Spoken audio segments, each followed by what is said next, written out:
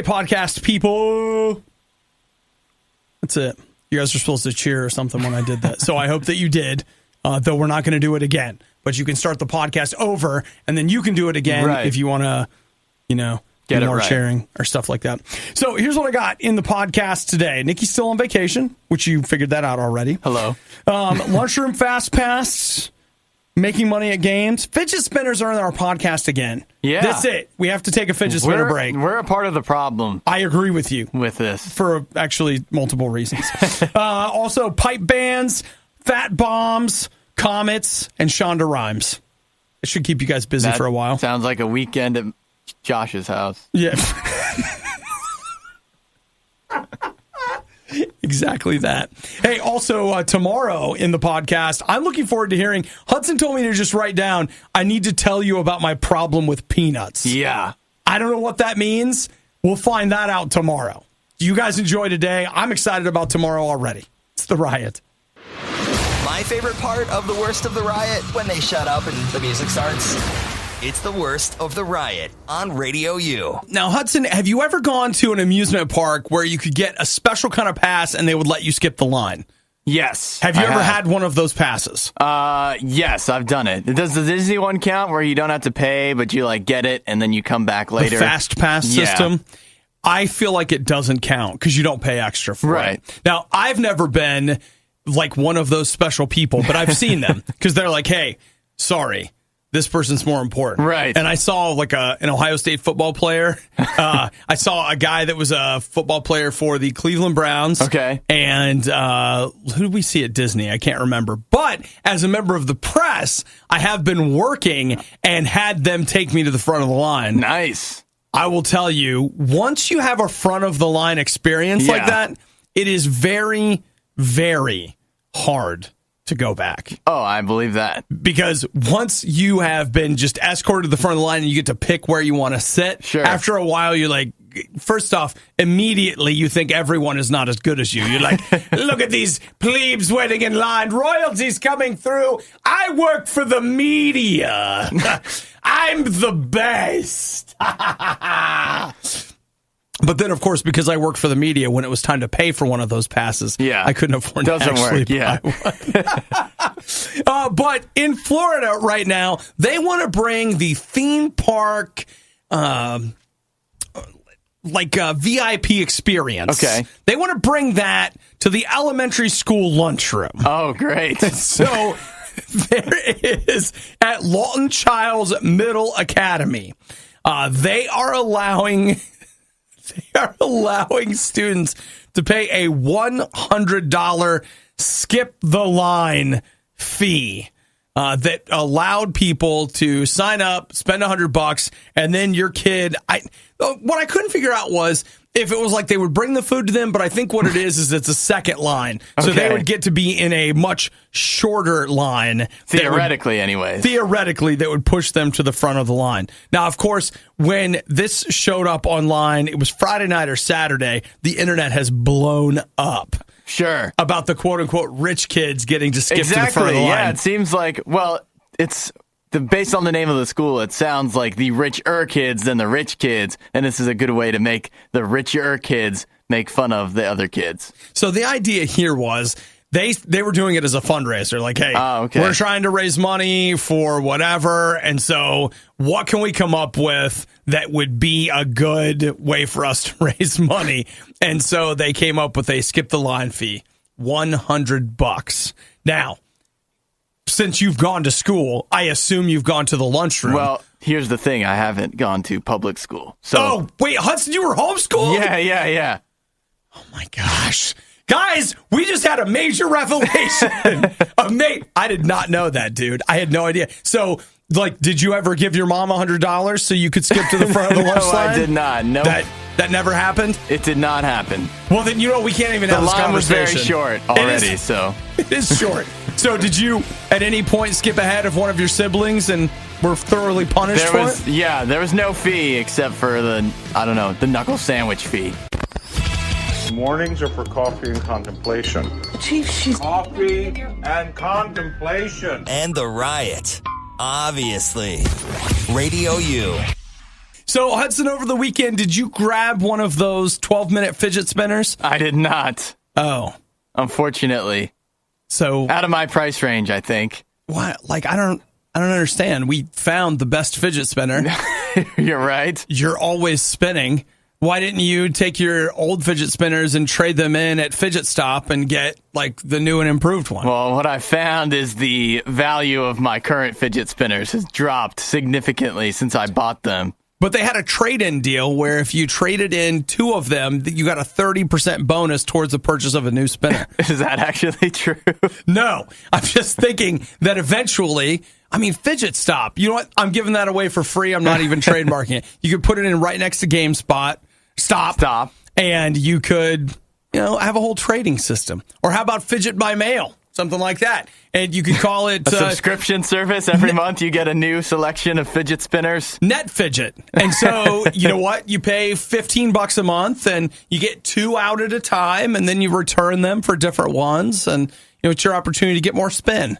It's a possibility. I wonder if fidget spinners might skew a little young for that to work, but you never know. All right, it's just something to think about. Well, speaking of fidget spinners skewing a little young, I just want you to know that, you may not have gotten the alert, but the Consumer Product Safety Commission is very concerned about your fidget spinner use. Okay. I don't know if you know this, but there's a 10-year-old girl who choked on a part of her fidget spinner that had to be surgically removed. This X-ray is pretty freaky. I'm not going to lie to you. She very obviously has a fidget spinner lodged in her throat. Ooh. That looks bad.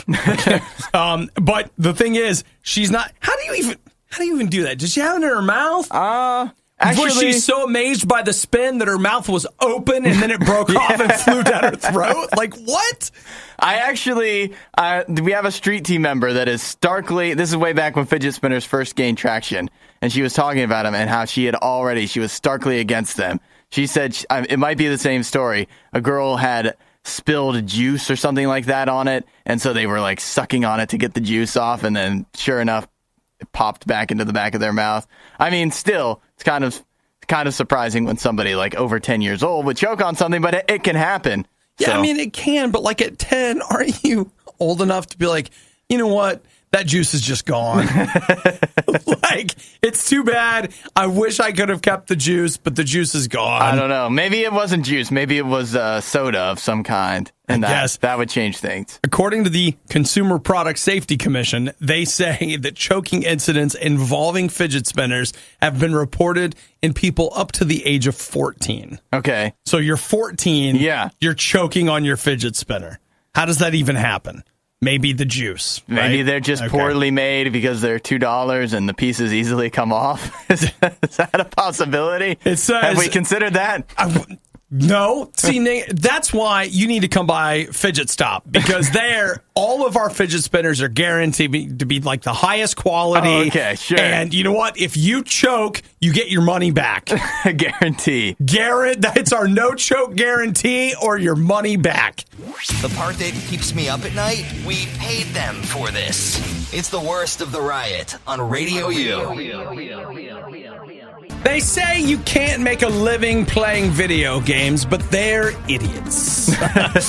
Because you can make the big bucks if you can win at playing video games. Over the weekend, it was actually all last week, the International was taking place. Okay. You familiar with that, Hudson? Not at all. The International, it was the International 7, being the 7th International. Okay. It is a week-long Dota 2 tournament that I believe takes place in Seattle every year. Okay. Well, for the last 7 years. This year, the prize pool for the International total, about $24 million. Whoa. $24 million. Is that for one person or is that for a team? No, it would break up among a team. So, for example, let's see. What was it? Team Liquid. They are a Dota 2 team from Europe. They won in here's the quote, an historic 3-0 sweep of Team Newbie.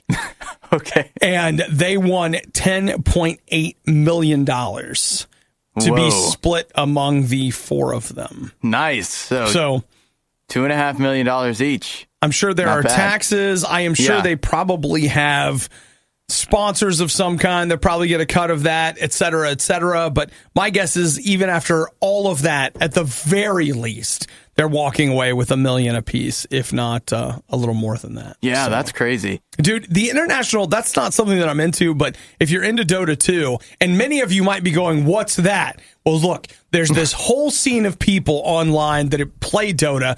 Dota 2 is a free game, and it's a MOBA, and it's huge. Like, it is huge. Still, your explanation, I still don't know what it is. I know, I get it. Like, it's not even worth getting into, like, all of the details of what it is. If you know, you know. Right. But if you missed it, they stream all of the international. So, I mean, you could have been watching matches all week, but like they have thousands of people that fly in from all over, keep in mind, not to play.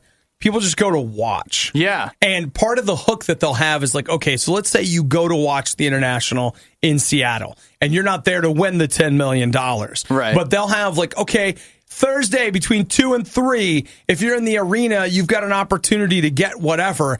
And it's a digital only online item that will show up in your game if you're there between a certain amount of time, and it's only exclusive to people that go to the event. That's how they get you. One of the ways that they get you. See, yeah. That was one of the things. I still don't get a lot about streaming, like watching gaming online. But like the number one thing is like who goes to their friend's house and their friends invite them over. It's like, hey, well, you want to come over and watch me play video games? I never got that. But I guess if you have to go to the event to watch people play video games, you can get some more video games for yourself. Yeah. Makes a little more sense. It's a little, streaming to me is a little odd, though. I will admit, I typically, if I watch someone streaming, I don't watch just them. So, like, I might be sitting down to play a game, and then I will have on my phone or on a tablet or something, I might be running Twitch on that, and I'll kind of be listening, and every once in a while I'll look over and see what they're doing. Sure. But just like, hey, I'm going to sit here and watch for, 2 hours on my phone, somebody's streaming. That's not how I handle streaming, right. But, to each their own. And in some cases, each owns is $10 million. Right. So, holy crap. They've got something going. The Riot. They hate me. They hate you. They hate us. Why else would they make us listen to the worst of the Riot? Radio U. Now, Nikki's on vacation. She'll be back a week from today. And that's why I'm here. That's why Hudson's here. I don't feel like on air we're learning a lot, but off air I've been learning a ton about Hudson. Number one, sure. I mean, we did learn this on air. Hudson's homeschooled. Yeah. Well, okay. You might have learned that. I'm sure other people might have known. Possibly. So you've been telling everybody but me? I don't know. I've definitely brought it up. Like, have you tried to keep? That's the thing you've tried to keep from me. Right. I really hope I never finds out I'm homeschooled. He will make fun of me forever. Yeah, I know there is a hazard in letting people know you're homeschooled for sure. Well, there can be a stigma attached, but if you want to know the truth, Hudson, you already had a lot of stigmas attached. Right. So one more. The homeschool thing, and the true thing is.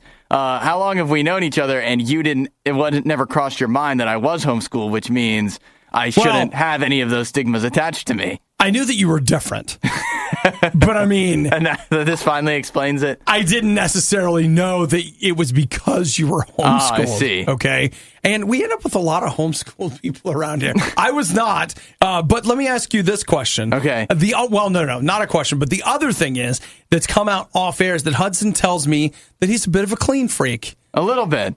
He likes clean things. He wants them clean. So, do you think that homeschooling and cleanliness, do you feel like maybe that's, if you had been thrown to the dogs at school, you would have had to learn to live with other people's filth? I don't know. I think it might.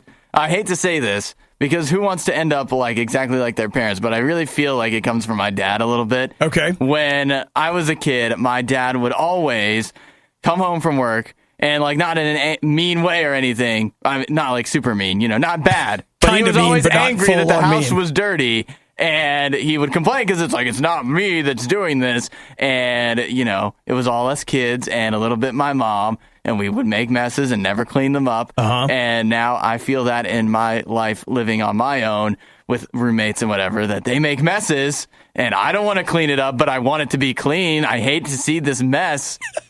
It really is. I've noticed a big problem because a lot of times, like here at the station, I'll walk up the stairs and I'll be like, wow, these stairs, there's a lot of stuff on the stairs. Somebody should vacuum it. But not me. I shouldn't do that. It's not my stuff. It's not for my shoes. I want you to know that there's another staff member last week who I also heard like, well, that's not my mess. I'm not cleaning it up, which explains why it's filthy here. Someone's making a mess. I don't know who it is, but somebody. And no one wants to run the vacuum. So don't even get me started on sharing a studio with Zach. So, you're calling, like, you're throwing down names. Yeah, I am. Me and Zach share a production studio upstairs. Okay, all right. I thought you were talking about this room, but a different room. All right, okay. The upstairs studio that only us two use. Okay. And it can be very trying. Do you go in and tell him, like, no, I've been at work all day? I hope he's listening right now, so because I don't want to actually confront him.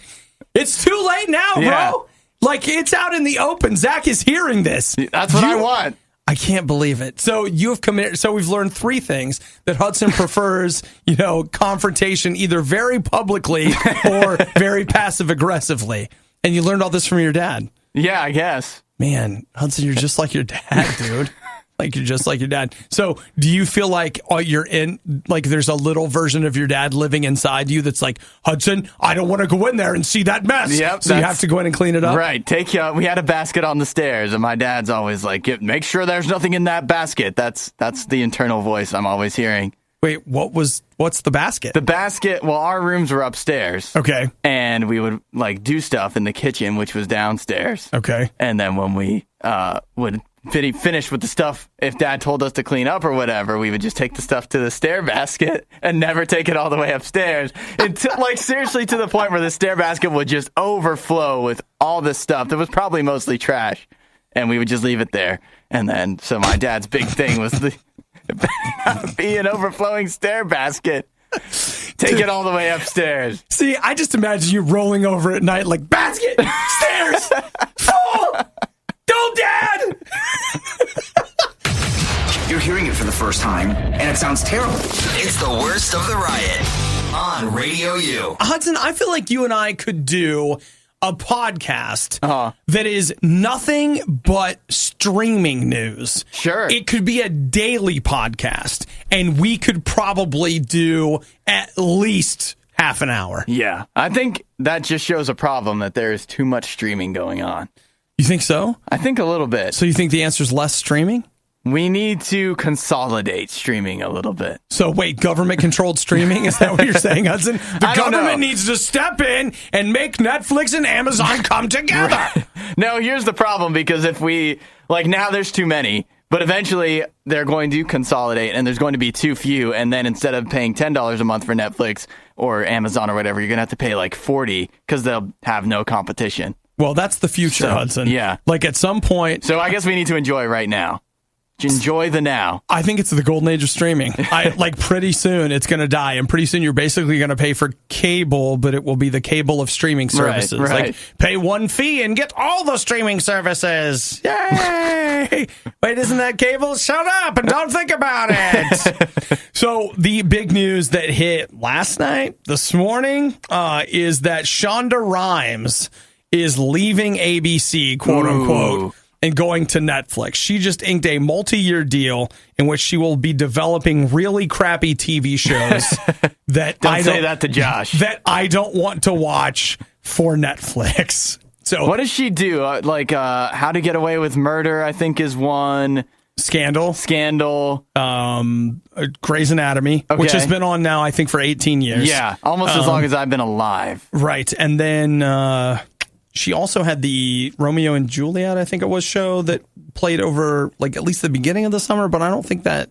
I don't know anything about that at all. I think it's over. Yeah. Private Practice. I don't think that exists anymore either. I know. I really do know that Josh, it might be a little bit of a guilty pleasure, but he enjoys Shonda Rhimes. I have no doubt about that. And quite frankly, even though he's not in here, I can feel the spirit of Josh saying mocking a lot us. of things. Yeah. Saying a lot of things. I'll just say that, all right? I can see him, or shaking his head. I actually can literally see Josh shaking his head right now.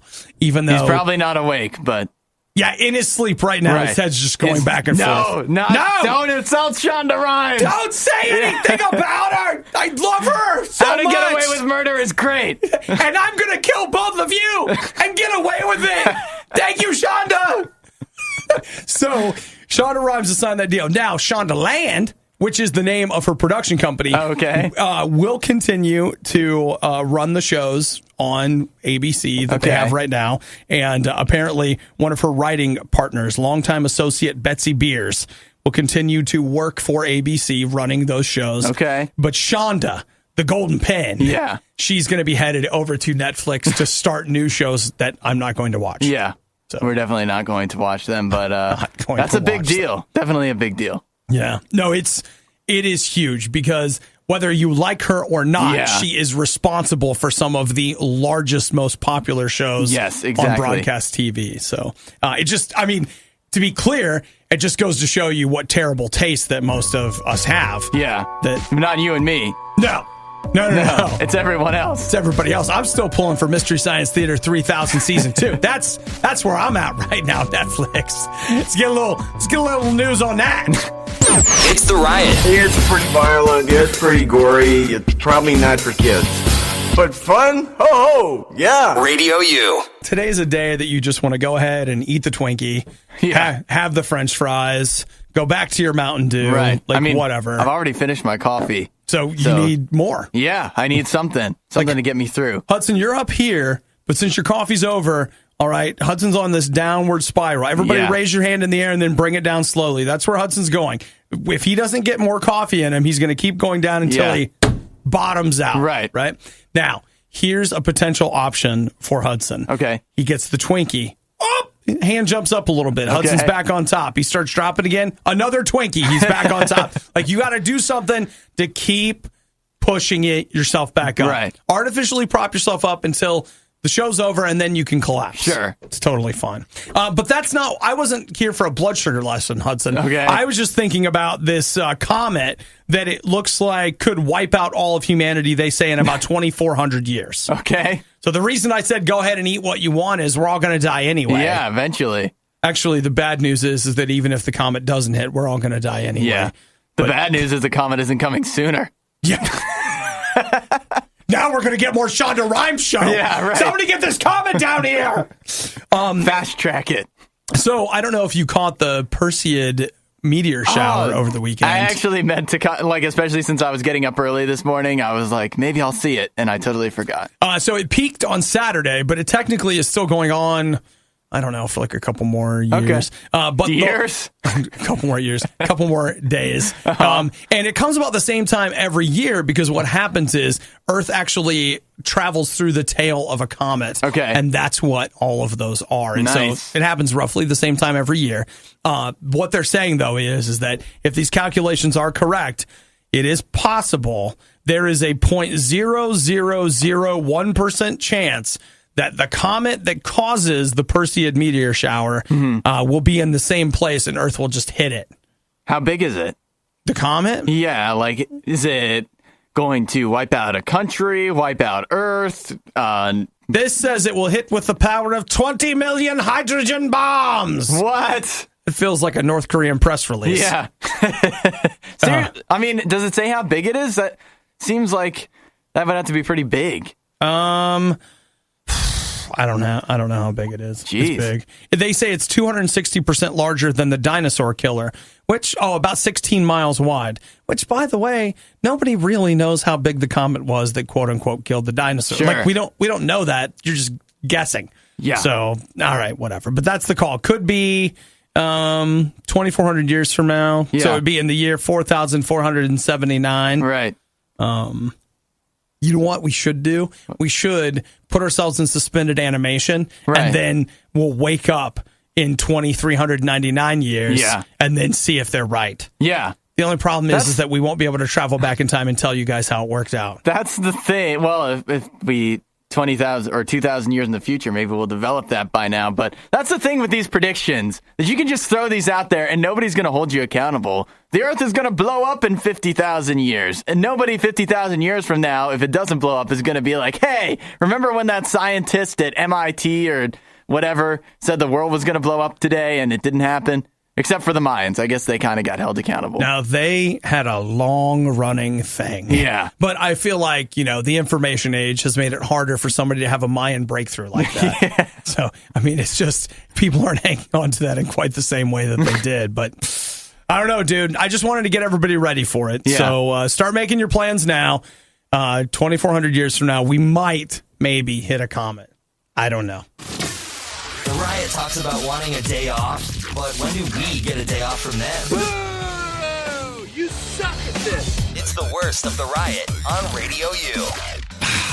Hudson and I both have wandered into nutritional areas. Sure. Hudson's keto now. Yep. Speaking of which, how'd you do over the weekend? Did you stay on it? I'm pretty sure I stayed under my 20 grams of carbs. Actually, I got a recipe to tell you about. I don't know if you want to do it now or whatever, but you know what? Screw it. We'll get to this. I want to hear your recipe. Let's go. This is something that Cooking with I felt Hudson. Really dumb eating. It was because on the keto, you want to get healthy fat in you. You need to get fat, but you can't have carbs. What about EVU? Lots of EVU. I don't know what that is. Extra virgin olive oil. Actually, I don't know if I use extra virgin or not, but definitely olive oil is a big thing. Okay. But so they do all these things that are they call them fat bombs, and I think this was one of them.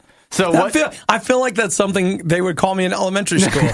Hey, fat bomb. What's up, fat bomb? So it's cream cheese. You like cream cheese, butter, and shredded cheese, and you mix it all together.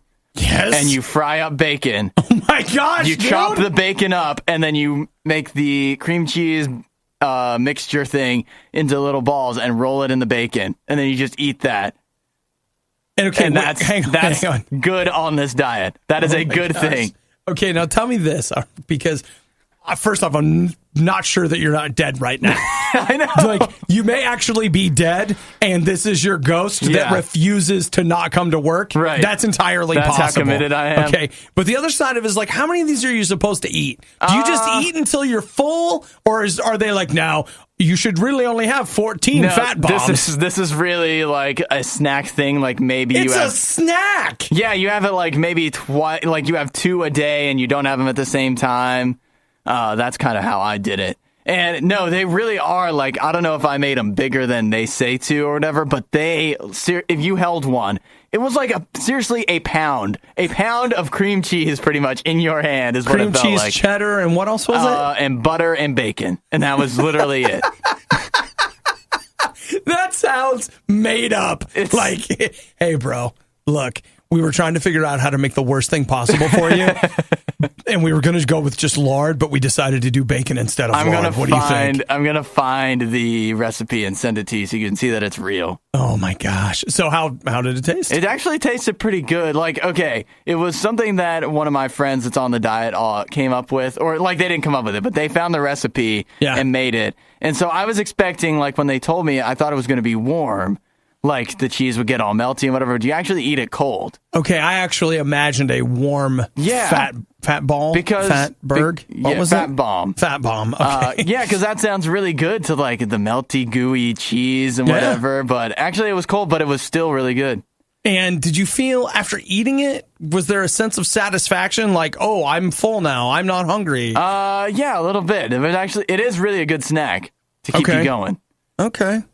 It's a little weird. Yeah. And actually, one of the person that came up with the recipe that made it, they were like, actually, I like this better. They made a couple without the bacon. They're I like it better without the bacon, which I felt was very wrong. I feel like that was a lie.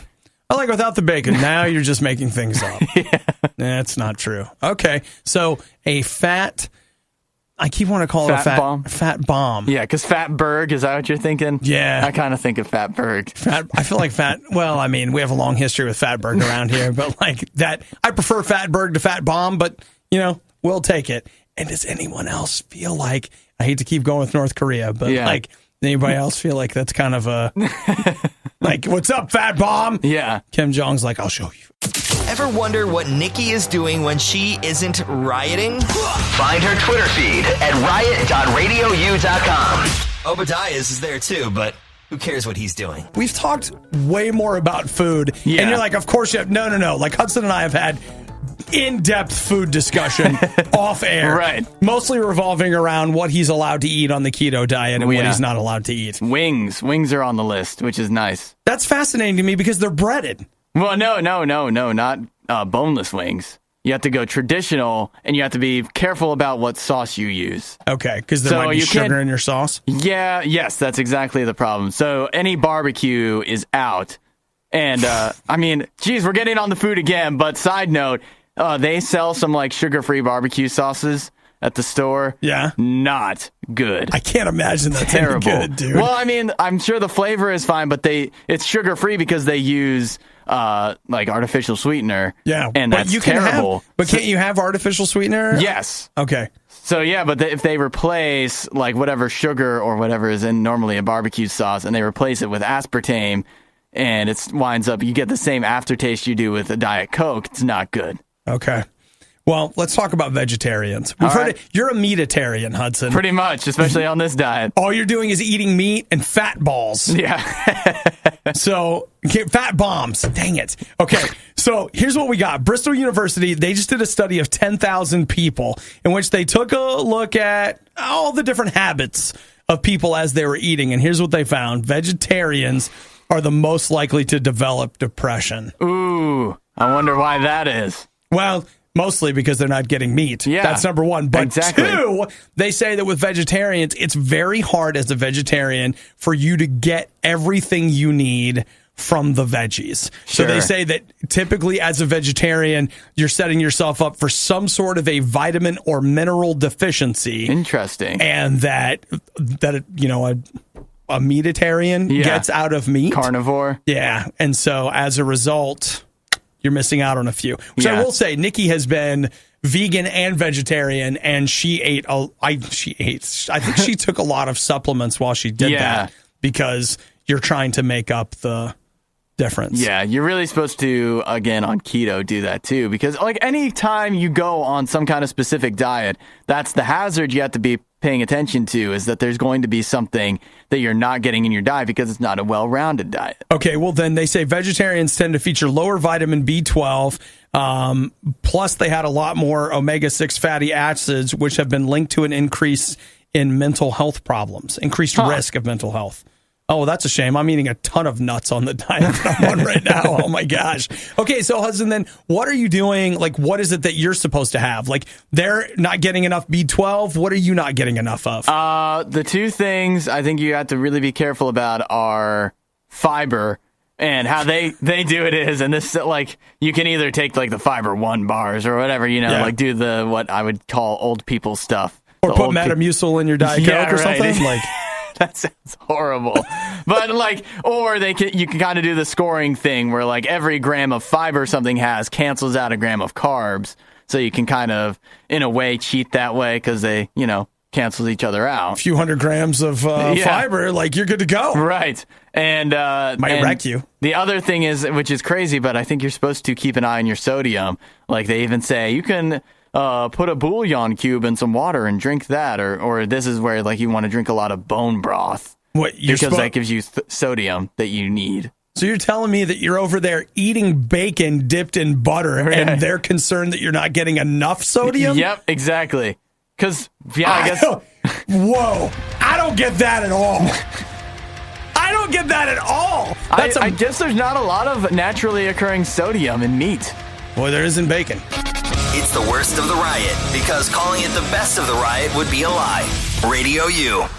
This weekend, while you were sitting in your basement doing nothing, while you were out with your friends doing whatever. Yep. You know what was happening on the other side of the world? What's that? I'll tell you what was happening. The World Pipe Band Championships. Whoa! What the what? How did we miss this one? I know, right? So a Scottish band, no big shocker, won the World Pipe Band Championships. But apparently last year, a Northern Irish band did in fact win. Ooh. And there was some rivalry there, I'm sure. There was some real rivalry there. Now, okay, you're in Glasgow. How many people do you think show up for the Pipe Band Championship? I'm going to say it's probably bigger than you would expect. How about 35,000 people? Wow, that's impressive. 35,000 people came out for the Pipe Band Championships. That's like filling up what, like a hockey stadium? Maybe even bigger than that, filling up a football stadium? Well, like my frame of reference would be like, that would be about 1/3 of Ohio State's The Horseshoe. Right, and that's one of the bigger ones. So it is. 219 bands, 8,000 bagpipers. Whoa. 8,000, 15 different nations. It's its 70th year. I would totally go to that. I would too. I was just going to say, I actually like bagpipes. Oh, absolutely. I feel like they're underused. I could see that. I mean, let's face it, Wrath of Khan, when Scotty's playing the pipes, as they shoot Spock to the surface of the Genesis planet.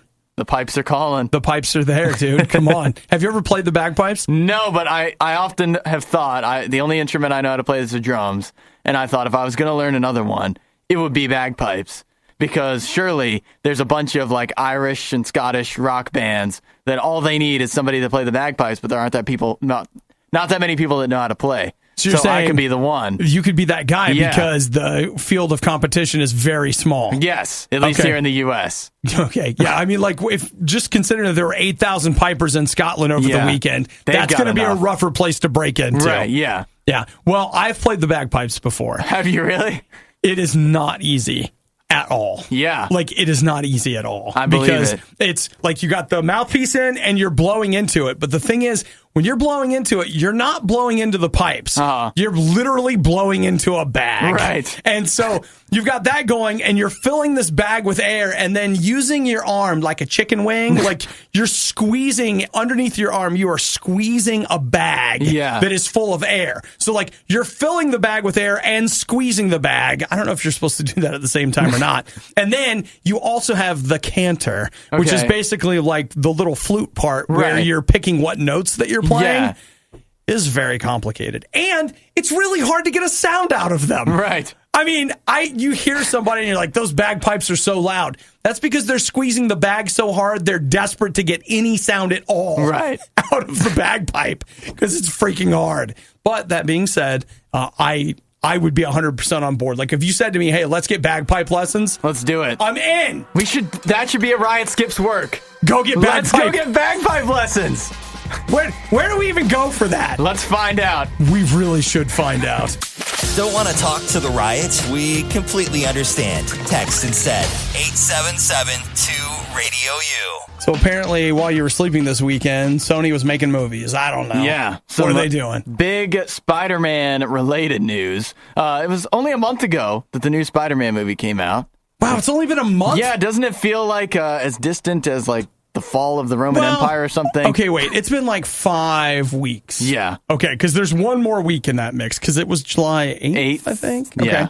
Today's August 14th, so like a little more than a month. But regardless, it feels like it was a long time ago. I agree with you. It seems like a long time ago. Has happened. Yes. And you're keto now. Look at all the changes. So here's the weird thing about Spider-Man. The reason that the Marvel Cinematic Universe hadn't had Spider-Man for the longest time is because Sony had the rights. Right. And they were making the Andrew Garfield movies. And then they're like, all right, Marvel, you can make some Spider-Man movies. But Sony still has the rights. Well, and Sony technically still made that movie. Really? Yeah, they did. I didn't know Marvel, that part. Yes, that's true. Basically, Marvel Studios consulted on, helped write it, and included it in the Marvel Cinematic Universe. But that is still a Sony picture. Okay. So, like, they still have the distribution rights and all of that kind of stuff. It's weird. Marvel licensed Spider-Man to Sony, who basically has licensed it kind of back to Marvel. Right. That's a weird deal. And all this, I mean, there's a whole bunch of like legal mumbo jumbo about how the X-Men and aren't going to appear in the Marvel universe. At least they can't say certain names and blah, blah, blah. Right. But the whole point is Sony still has Spider-Man rights to a bunch of the Spider-Man properties. All of the Spider-Man characters. And now that Marvel got this new Spider-Man off the ground, Sony's trying to bank on that. They have the Venom movie coming out in 2018. It'll be interesting to me to see what they do with Venom, because, of course, Venom is tightly tied to Spider-Man in that the alien symbiote he picked up during Secret Wars. Right. My nerd is showing, but keep listening. And it was Eddie Brock. But if you read some of the newer stuff, like Venom became like a special ops guy. Yeah. Like there are all kinds of weird Venom stories. So I'll be curious to see which one they actually tell. And when I was a kid, like Spider-Man or Venom was the coolest villain. Oh, yeah, he's awesome. Yeah, because he's crazy with the long Gene Simmons tongue and whatever. Right. All right.